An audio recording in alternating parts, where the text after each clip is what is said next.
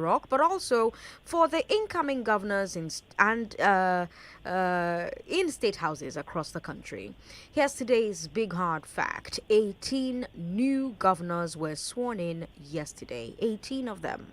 So, out of the 28 governors who took the oath of office nationwide, 18 are new and 10 are incumbents. And today, we're looking at two of those newcomers. There's Abba Yusuf in Kano. But let's start with Sim Fubara, sorry, in River State. And joining me to talk about that is Choma Ezenwafo. Choma Ezenwafo is the head of news for Cool Wazubia Info Port Harcourt. Choma, welcome back to Hard Facts. Yeah, good to be back. Hi, Sandra. Hi, how you Hello, doing? Lagos. Yes, we're well. We're struggling to buy fuel. Are you struggling to buy fuel in Rivers? Same here. He actually started from here. We started experiencing it on Friday, Oh. all through Saturday, Sunday, and then by some Monday, yes, the queues resurfaced. But it started with increase in petrol, and it hasn't been funny for a lot of people here. How much are you buying petrol in Port Harcourt? Let's start with the black market. They're Okay. selling 500 because most of the filling stations are closed. Okay. Apparent hoarding, and Okay. they are not allowing. They are closed, so no cars are allowed in. Okay. And then you would find the NMPC filling stations. You find the long queues there, and then people also, camping in front of the closed filling stations. Not really like they are They're letting them serving in or them. anything, So just camping and keeping hope I'm alive. hoping, yeah, yeah. Lagos would love to hear from you as well. What questions do you have about Simfubara in Rivers? Do you think he'll hit the ground running? What are your expectations of Simfubara? You know the numbers: 0700-993-993, 01465-7190. Chema, let's start on a funny note about the outgone governor, Nyesom Wike. He gave the shortest handover speech ever. Quote, Your Excellency, the Governor of Rivers State, I hereby hand over the flag of Rivers and official handover documents to you. Thank you and God bless. End quote. Wike is known for his rather long speeches, and I wonder if this is a sign that he has actually, or he's actually ready to give up the spotlight. Well, a lot of people do not think so, especially with the entrance he made during that particular inauguration. Oh, what entrance? Yes, Tell he us. came. He came on the motorcade, and some people felt he should have allowed the new governor, such an entrance, not the outgoing governor. Right. The debate is on in certain quarters of why he would do that. Perhaps because he's yet to really let go of the spotlight, like he said. And then there's this grand reception going on currently for Yes, in him. A Ikwereland. 3-day It's grand 3 days. reception, streaming live on all major TV stations, I suppose. And it just feels like he's still there for a lot of people. Right. And that kind of overshadows Oh, what I the mean, new governor if you're should do. gonna if you're gonna be gone for forever, it does make sense that you would want to take, the final dregs and drag it out as long as you can. Well, others will tell you that perhaps the reason why he spoke so short during the handover is Yeah. because he still has a lot of things to say. And we're talking about the governor, and for 8 years, a lot of people said he pretty much ran a sole proprietorship of some sort, where commissioners weren't allowed to talk until they kind of get some sort of clearance. And the access of information you would ordinarily feel the government gives journalists or wasn't allowed. And while there's always some sort of an explanation as to why the administration is running that way, it didn't look like democracy for a lot of people. And civil society organizations continually refer to River State as a shrinking civic space. He has, however, promised that he will not interfere with Simfubara's administration. But Fubara has already nominated 4 of Wike's commissioners to stay on as commissioners. Are people in River State seeing this as Wike still having a say, or do they think that Fubara is just sticking with colleagues that he knows from his time in Wike's cabinet? Yeah, when we ask the staunch supporters of the former governor, they believe that that the current governor is trying to honor the former governor, and then the question was, you're honoring someone with such an appointment? Remind us the portfolios given to these commissioners. Not yet. Not yet. Okay. The confirmation and the screening and confirmation was just done. Okay. But we know that, like I said, they are already former commissioners, and so we already knew the portfolios they were handed. Okay. Whether they're going to get the same portfolio remains for us to see. But currently, the average US person was hoping for new faces, new names, new minds, fresh minds, technocrats, not politicians. And that hasn't happened. But, well, there are so many positions yet to be filled. So these are just the first appointments. And let's see how that goes. Let's see how that goes. The 4 commissioners at Lagos are Zacchaeus Adango, Justice Dakotinama George Kelly. Zacchaeus Adango is in Justice. Dakotinama George Kelly is in Works. Isaac Kamalo in Budget, and Chinedu Mom in Education. And I want to ask Chioma, what was the general opinion of their performance in office? How are Rivers people reacting to their renomination? I know you've mentioned that Rivers people were hoping for new faces, technocrats. Does that mean that Rivers people did not think that these ones were technocrats? Well, when it comes to the former commissioner for works, who's just been nominated, that's Kelly, because of the focus the last administration had in infrastructure, I think it should be given to him that he performed quite well, because it was under his watch, that all of the flyovers were built. Most of them built in less than 1 year, some of them built in 9 months. And so if you're going by that, yes, it should be said that he performed well as a commissioner. And then for education, the thing is that Professor Chinedu Mom, he's known in the environment sector. Okay. And so I remember when he was given the education portfolio, which was at the tail end of the last administration, a lot of people wondered why he would be given education. But whether he has performed remains to be seen, really. Now that he's been reappointed, perhaps he'll be in education, we don't know. But one of his biggest achievements during the short time he was commissioner was arresting the principal who was into WAEC racketeering, and suspending the principal who was into WAEC racketeering, and distribution of certain school materials to certain schools, and overseeing the renovation of some primary schools. So if you want to compare it to what we've seen commissioners do better than that, even though we know he didn't stay up to as long as the other commissioners. But I wouldn't exactly say that he's done.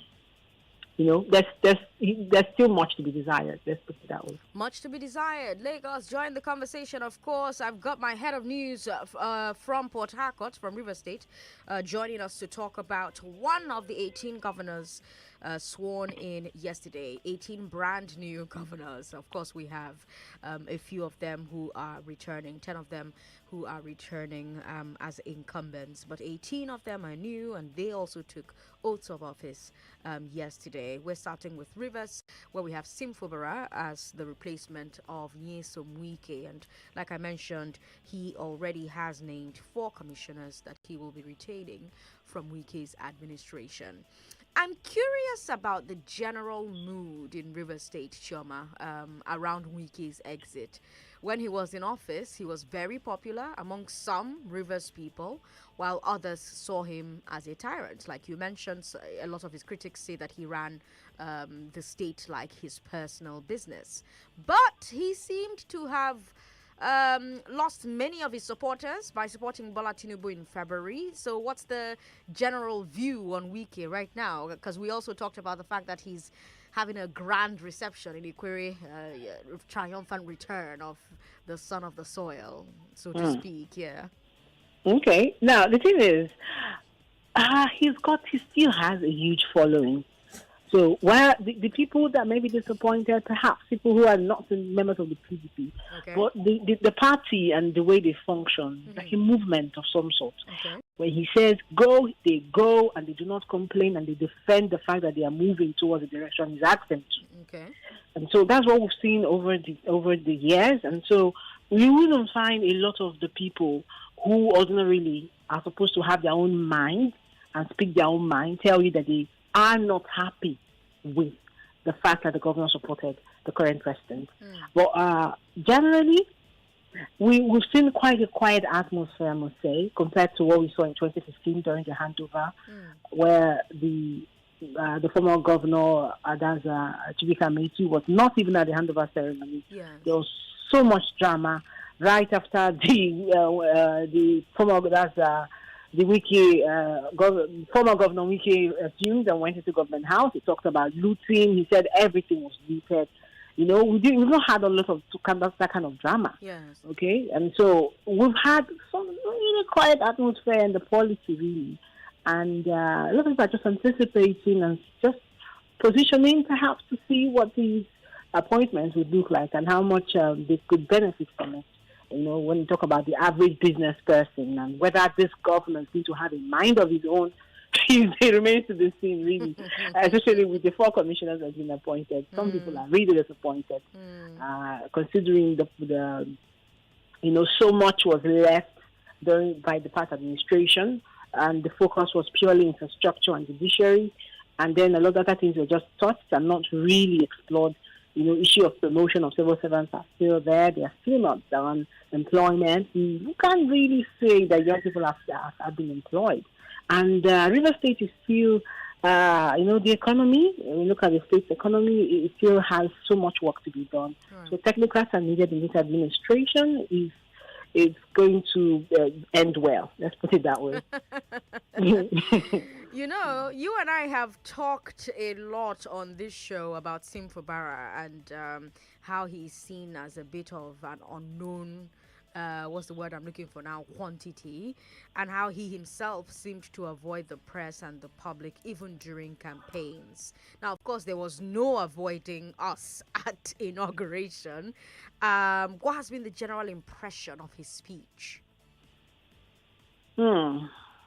Well, it was cliche. It was cliche and music to the ears of many of us people. Nothing stood out.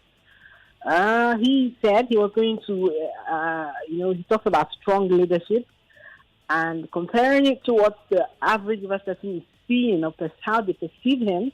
It's almost like someone wrote and gave for him to read it. That's the perception. Okay. Yeah, so, but that's not a problem. I mean, all of them have speech writers all over the world. Yes, but the thing is, where you have to speak from your mind. Finally his voice was heard by many who are yet to hear it. But the inaugural speech didn't stand out. That's what I'm trying to say, Sandra. Okay. It didn't stand out. Okay. The same promise. Okay. And then nothing different was said. And then promising to consolidate once again, which is the most popular word in River State right now.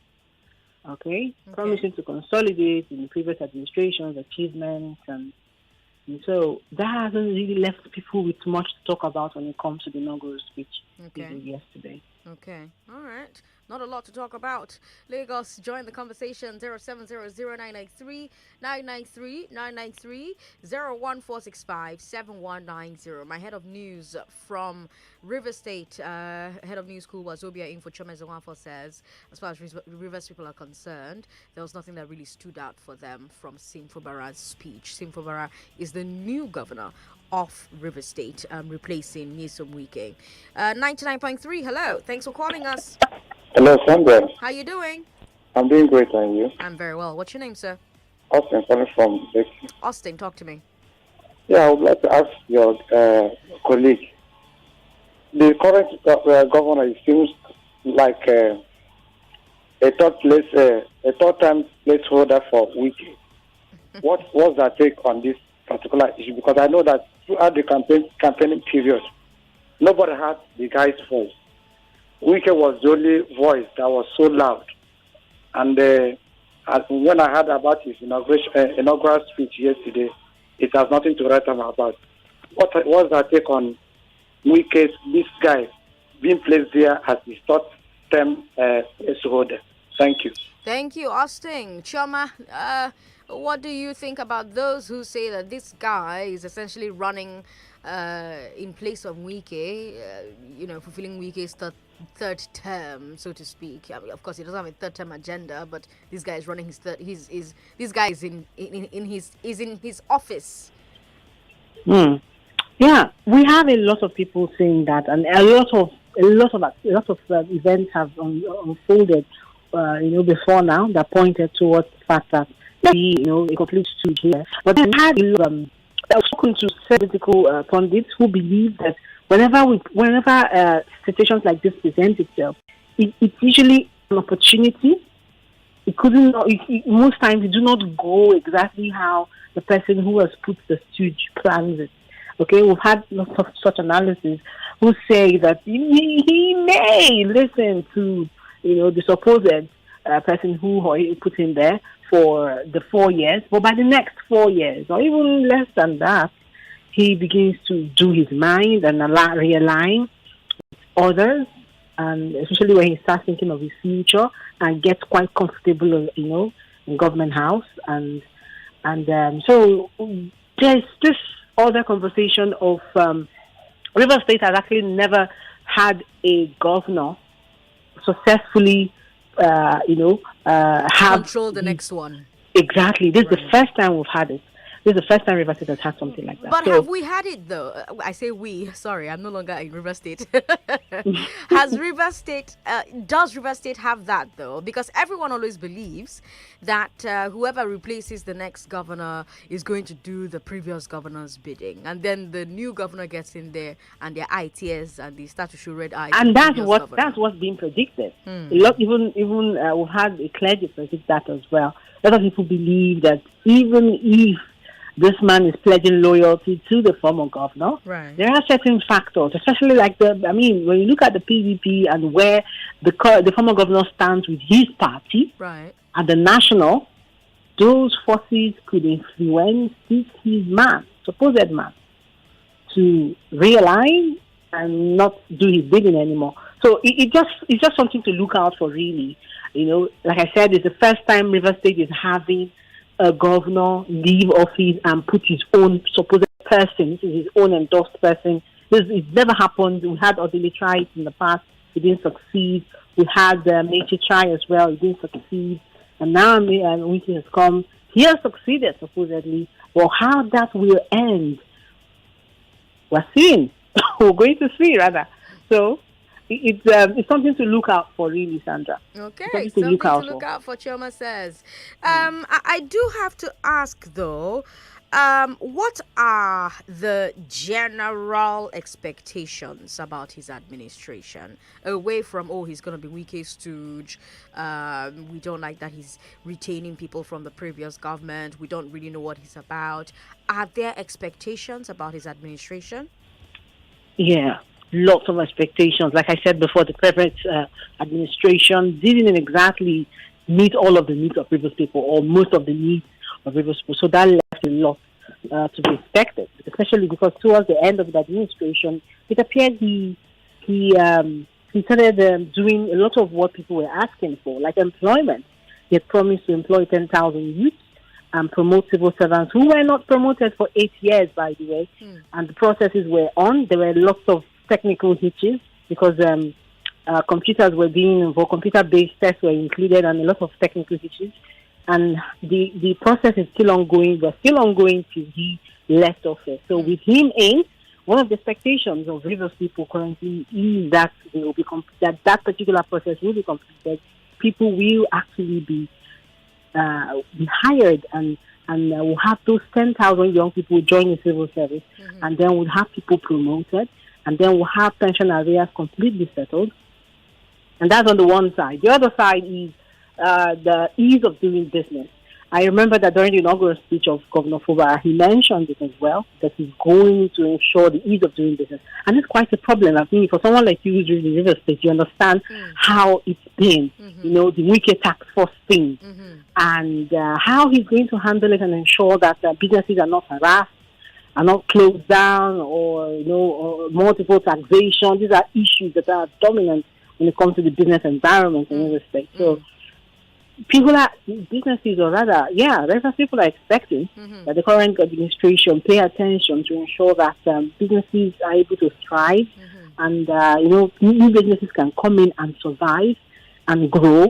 And when it comes to security as well, when you look at the social institution, we have the family, we have the different units of a society. And one of the ones that really, when it comes to talking to clergy now, what the expectations are, they will tell you security, that a lot of politicians continue to arm young people, and when they are done working with them, they leave them with these arms and then they turn it on the people. And so they're expecting that the current administration ensures that that doesn't happen again, because they believe that's actually how to tackle cultism, and which leads to the insecurity that Rivers State actually records once in a while. And cultism really is a big problem in Rivers State currently, in schools, in communities, rural areas especially, and lots of people have died due to cultism. So they're also expecting that the current governor look into that. And of course, illegal refinery, I forgot to mention that. Yes, of course. Illegal refinery is also another one, but I'll just leave it because of time. But yeah, it's a problem. It is a huge problem. A problem that I'm hoping the National also takes a look at, because I do remember the previous administration trying to come in and regulate modular refineries, which is what, they are now being called, but it didn't see much light. So it's going to be interesting to see what President Tinubu does with that. Fubara was a career civil servant before this, right? He rose through the ranks to become Accountant General of Rivers State. Do you think that experience in the civil service could help him navigate governance in Rivers State? In what ways could it help him? Now, before I answer that question, let's look at how civil service works. Okay. There's this bureaucracy that is seen in the civil service, right? Where something that can be signed immediately is kept for 1 week later, right? And when you talk to people who either they have to leave civil service and then go into the private sector, they tell you that a civil servant becoming governor, the River State hasn't actually been done well. Okay, so it's something that that's the reason why having technocrats as commissioners is going to help. And so when he sets up a cabinet of people who are not just career civil servants like him, because the deputy governor is also someone who's been within the civil service as well. And so the current administration appears to desperately need people within the private sector who would come in to help amplify or rather enhance the ease of our governance within the sector. Otherwise, we're just going to have lots of, it appears the state may have lots of, bureaucracy of people waiting for things to be done when it will be done, kind of thing that the civil service continues to experience, even at the federal level. Okay, Choma Zengwafo is our head of news. Cool Wazobia Inc. for Port Harcourt. Choma, thank you so much for talking to us on the show today, and good luck with your new governor. Thank you, Sandra. Lagos, we also have a governor, not new, second term, and we will talk about him this week. But for today, we're going around Nigeria to see how other states are doing, especially the states that have brand new governors. We've gone to Rivers. I will take you to Kano when we come back from this break. If you just tuned in, Fubara and Abba Yusuf, the governors in Rivers and Kano, will they hit the ground running? Choma told us that 4 commissioners have already been appointed by Fubara in Rivers. Now, after the break, let's find out what Abba Yusuf is doing, apart from, not sitting on chairs that were sat on by Kanduche in Kano. Again, I'm Sandra Ezekwesili. This is Nigeria Inc. for 99.3 Lagos. Don't go away.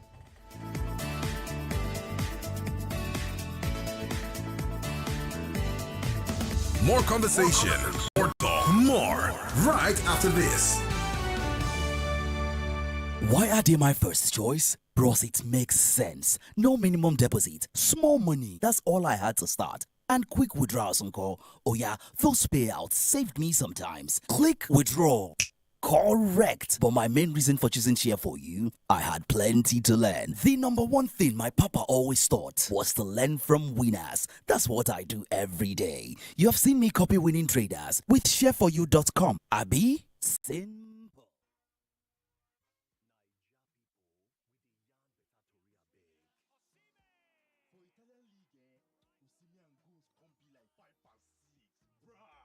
Ballon d'Or remain no. I'm a different one on this one. Half father picked some boy over his own daughter as CEO? Abba. No one tells a story like we do. Stream live football, local and international shows on Showmax, Africa's original streaming service. Sign up at showmax.com. Moves must be made. My people just to work hard. Dreams and challenges motivate us. But sometimes, when the journey gets tiring, all we need is something to push our limits. Yeah, reactor. Ignite your energy. Bring out your inner champion. Baby, reactor. Reactor. Ignite your energy. Bring out your inner champion. Baby, reactor. Reactor Energy Drink. What you need to push your limits. Wahala. No day, Reactor Energy Drink. Push your limits. No day, tire. No way, Reactor Energy Drink.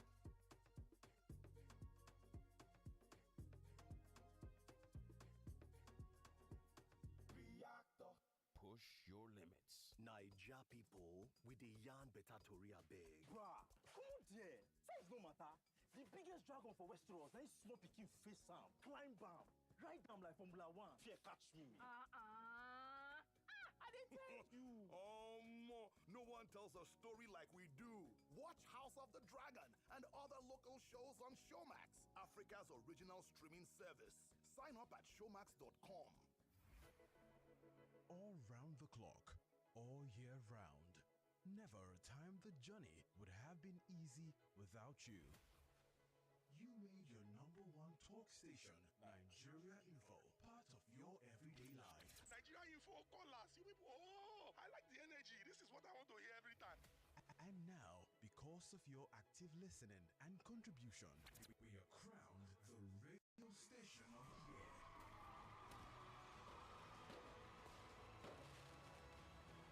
We are incredibly humbled and honored to be standing on the solid ground of your trust on our programming. This recognition means so much to us, and we are deeply grateful for it.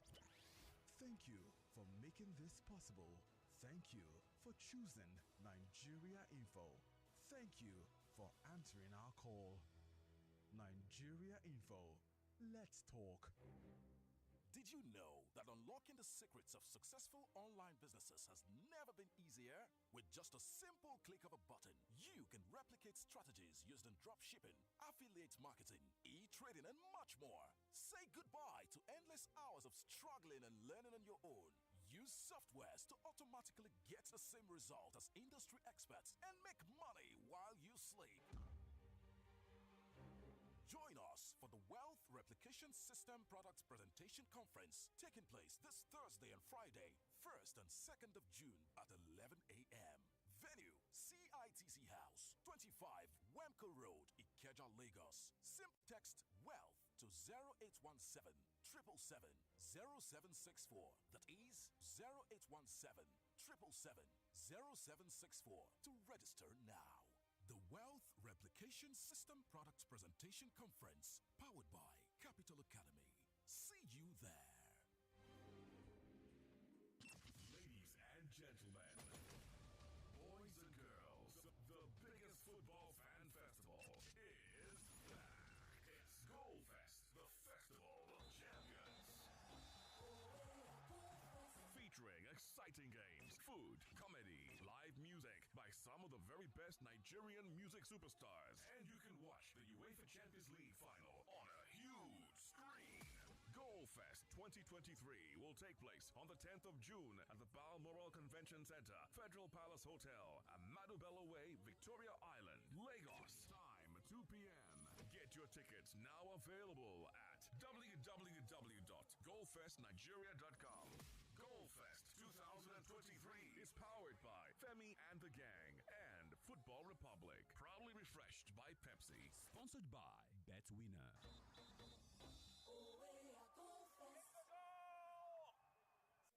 Education is a key driver for growth for any economy. It's time to be in the spotlight on how technology can be used to strengthen the education sector, level the playing field, Hello? make education accessible for all. Join us on EdTech Mondays on Nigeria Info Lagos at 6:45 a.m. every Monday as we discuss the key education stakeholders on emerging topics in education and the use of technology for addressing any challenges.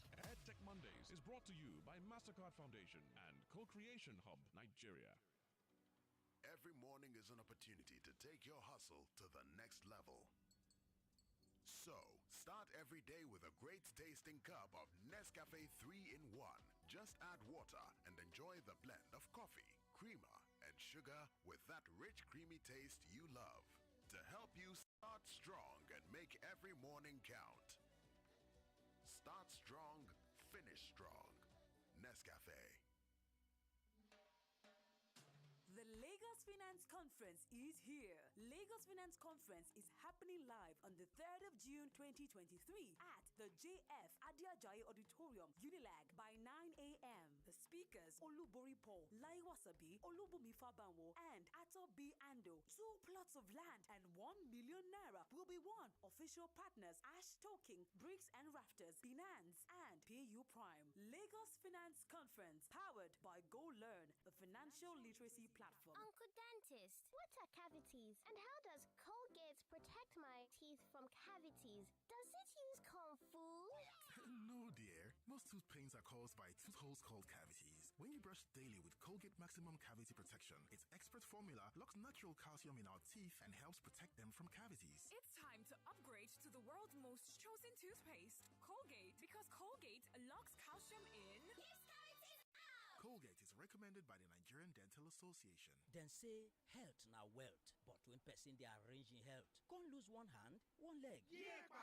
Been when you dey hospital, they can't tell you say you must drop heavy money first before they even think of to begin any treatment. But when Avon HMO Tandagidiba with you, you no go dey shout yekba, cause last, now all of us need people. Visit avonhealthcare.com now to get Avon Health Plan for you and your people. Avon HMO, empowering you to live a healthier, fuller life. Ladies and gentlemen, boys and girls, the biggest football fan festival is back. It's Goalfest, the Festival of Champions. Featuring exciting games, food, comedy, live music by some of the very best Nigerian music superstars. And you can watch the UEFA Champions League final on a huge screen. Goalfest 2023 will take place on the 10th of June at the Balmoral Convention Center, Federal Palace Hotel, Amadu Bello Way, Victoria Island, Lagos. Time 2 p.m. Get your tickets now available at www.goalfestnigeria.com. Goalfest 2023 is powered by Femi and the Gang and Football Republic. Proudly refreshed by Pepsi. Sponsored by BetWinner.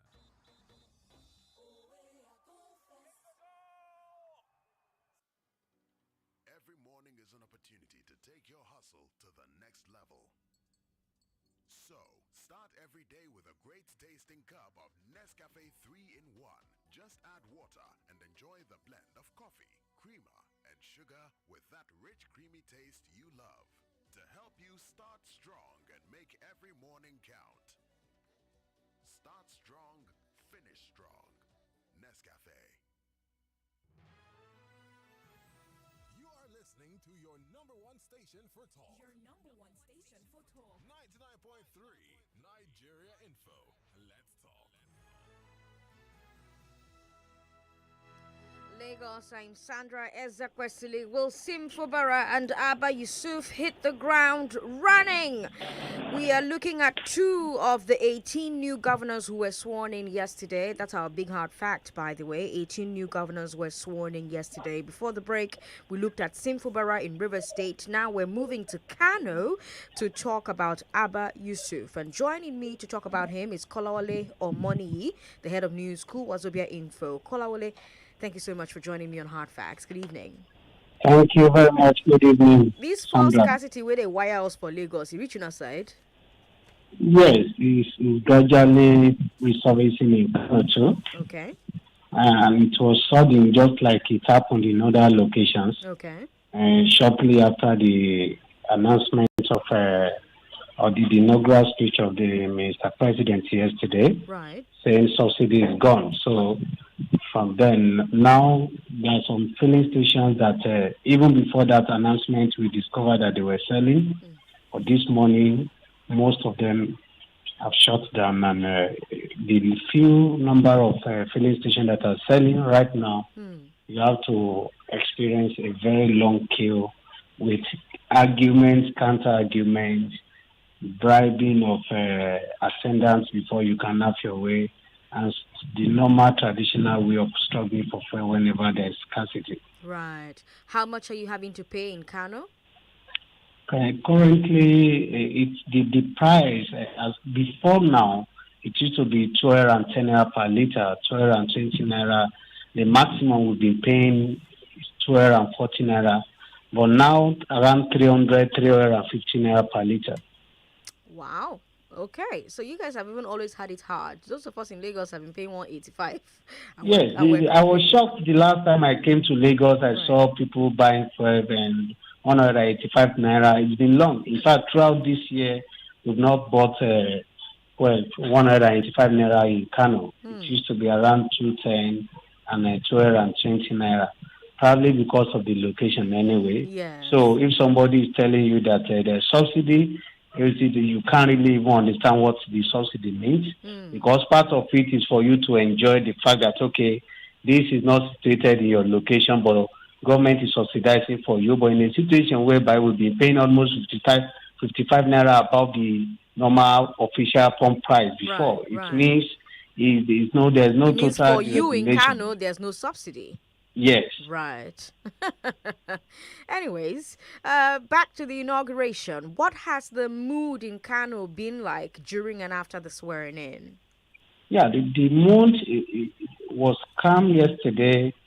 A lot of jubilation, celebrations, blocking of roads, traffic here and there because of the jubilation yesterday. And with that one, you know that the level of acceptance of the current government in Kano is huge.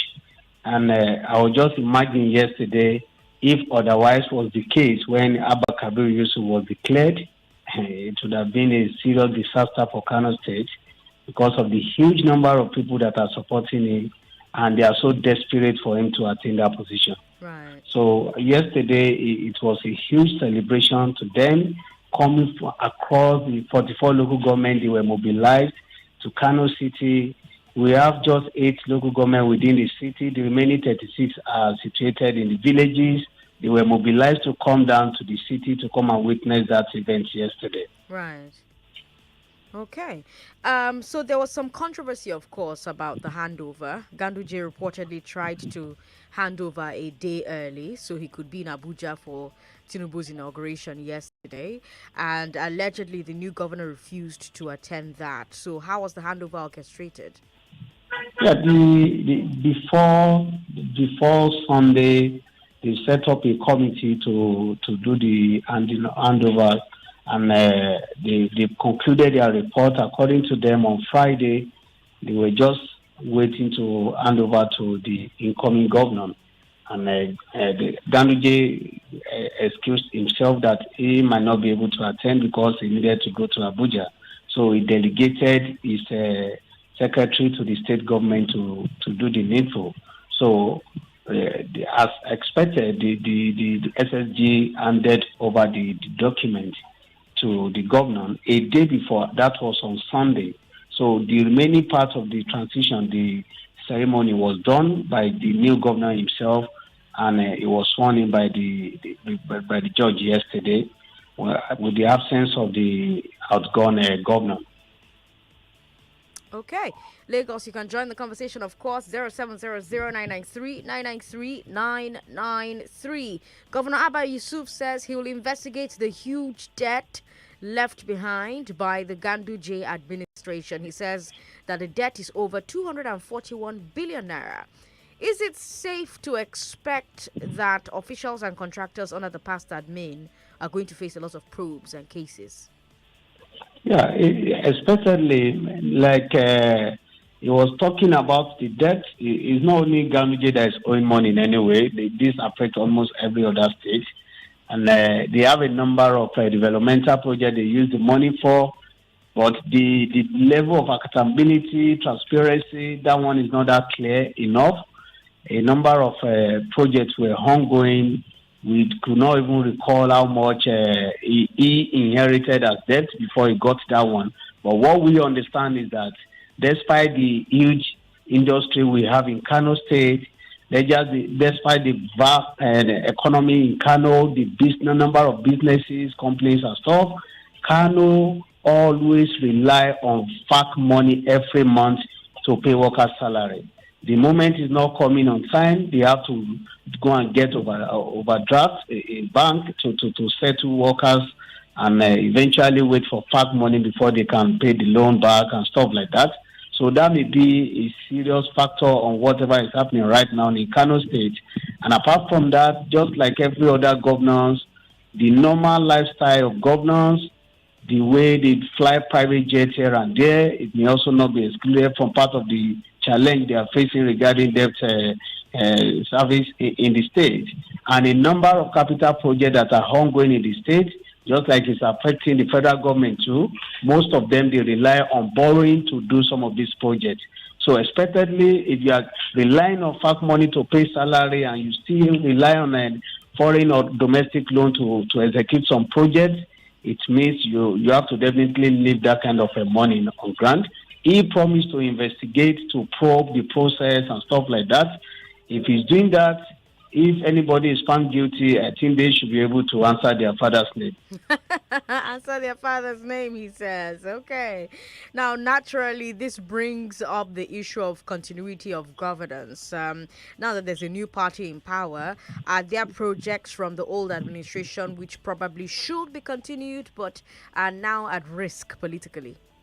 Definitely, they are traced. When Gandhi took over then from Konkoso, who happens to be the godfather of Abba Yusuf right now, and his father-in-law, he was able to continue the project he inherited then because he was part and parcel of the project. And apart from that, they did not immediately add issue when Konkoso left office. It was almost a year plus before they started having issues. So he had no problem in continuing with some of Konkoso's projects then.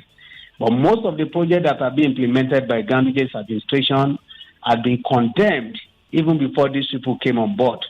And they were able to play that normal opposition role in the state. So with that, most of those projects that they were condemned, they might not likely to continue with those projects. So that's just the implication of changing from one political party to another. I don't know, except in a situation whereby there are some speculations that Konkoso might likely again go back to the APC. If that happens, he may be willing to do so. I don't know. I'm not too sure about that. But just speculation for now. But definitely a number of projects are being condemned in Kano State. So it means most of those projects and even the contractors who might not have claimed their money before the exit of Governor Ganduje, it means they might likely to lose whatever they've invested in those projects. All right. Lagos, join the conversation. 0700-993-993-993 01465-7190. We've got WhatsApp as well. WhatsApp is 080-959-75805. 99.3. Hello. Hello, Sandra. How you doing? Hello, Sandra. How Can you are hear me? I'm very well. What's your name, sir? Yeah, I greet our man from Kano. Okay. You see, you have to fill up on the line. Welcome. You see, my problem is this. Number one, if Kano governor in Sharia State is going to borrow money from bank, overdraft to pay interest, to pay salary, what does it speak about his true confidence in the Sharia system they practice? Because they're going to be paying interest. That's one. Number two, I asked you the last time, I think it was him you also brought, when I asked him about the issue of Sanusi. What is going to happen about that issue of Sanusi? Is Sanusi going to be reinstated? And if that is going to happen, how is it going to be like? Thank you. All right. Thank you very much for calling us. Kolaole? Yeah, I'm with you. Yes, you heard the question from the gentleman. Yes, he talked about overdraft and the implication. Definitely, they have to pay interest on that. But what they do is that they strictly pay that. It doesn't exceed 1 month whenever they get that kind of money. So they may have a limited amount of naira to pay. Regarding the Sanusi's case, it was rumored because Konkoso granted BBC interview. You recall the last time we discussed this. Yes. He granted BBC interview and he said they are to reveal what led to the dethronement of Sanusi. And we were so curious yesterday to check the inaugural speech of Abba Gida to know whether it will be captured here. What we only sensed was that Sanusi was invited to attend that occasion yesterday, but he refused to come because there must be a clash if he comes to that event yesterday. There must be a clash because the current emir of Kano attended the event and the remaining 4 emirs in other emirate councils attended, even though they were booed that they were not wanted at that particular location. So you can now imagine if Sanusi participated in that event. So it wasn't there yesterday. We didn't hear it from anybody, from any other source, apart from when Konkoso said he will reveal it. And according to Abba Gida, whatever Konkoso wants right now, he's ready to do it for him because he has promised that he will follow up with his legacy that had been abandoned by Ganuje's administration. They have to follow with that. And except if, what we only understand is that except if Konkoso doesn't want it back, but if he insists that Sanusi should come back to his throne, I think for now, anything can happen later. For someone that just take up the power and may be willing to even extend his stay after 4 years, maybe to serve another 4 years, he might likely listen to his father-in-law in that regard. But for now, he only granted the interview to the BBC. We don't know what should be the next line of action among them. Now, he promised to investigate the disappearance of Abubakar Dadiyata, who went missing 3 years ago. Of course, there's been the Where is Dadiyata campaign on Twitter for years now, but I think that this is the first time I've heard a politician acknowledge this matter offline. Dadiyata was Lagos. Dadiyata was a member of the Kwankwasia movement, so maybe that's the reason. But is the Dadiyata disappearance something that is talked about a lot in Kano, or did this announcement come as a surprise on ground in Kano? It came as a surprise to everyone anyway. It wasn't a popular story when it happened then. Okay. Probably because they were not in power. We didn't hear much about it at all until when we saw him saying it yesterday. And I think probably they may understand better than what was written on the script. Because for him to say somebody that had disappeared in the last 3 years, say they are bringing him back, he could not confirm whether he has died or maybe somewhere else, or the reason for his disappearance. So not until when they follow up on that, we might not be able to conclude or speak further on it. He also spoke about to revisit the case of Ado Dogwa, the current lawmakers at the Federal House of Representatives. Right. The murder case, he promised that they will revisit it. Especially, we know that they will definitely pursue that because the outgone Attorney General in the state claimed that they found nothing that they could use to pursue the case. And especially they are in the same political party, so we are not expecting him to say otherwise. But them coming on board, they were the one alleging and accusing this man that he shot some of their members, and the APC claimed that, no, you guys set fire on the roadside and it eventually caught up with your political party. You wanted to prevent INEC officials to go to their own office and stuff like that. So it's something that we know that definitely they will need to follow up. Now that they have their own Attorney General, especially they will have their Attorney General that will need to follow with the case. So it's now left for Dogwa to come and truly to prove beyond reasonable doubt in the court of law that truly is not guilty of the accusation. Okay. I think we're going to leave it at that. Let's take a look at comments we've got here on WhatsApp. This one says, Sandra, okay, well, this conversation is from 3 p.m., so it has nothing to do with what we're talking about at the moment. But I have to ask what expectations are like in Kano. We've got about 2 minutes, so let's quickly talk about that. What are expectations like in Kano? How confident is the average resident in the ability of their new governor to deliver for them? Sincerely speaking, the attention is still on his father-in-law, not the real candidate we have right now. Okay. Whatever is being implemented in Kano, people still have this impression that is being orchestrated by his political godfather, who happens to be the Senator Rabi Musa Konkoso. And him too emphasizing more on his legacy, on his style of administration, on his political ideology, meaning he has nothing new for Kano people. Right. He wants to continue with what his father-in-law did before he left office. Right. Okay. Continue where his father-in-law stopped. Kolawole Omoni is our head of news, School Wazobia Info Kano. Kolawole, thank you so much for your time this evening and good luck with your new governor. Thanks for having me. All right.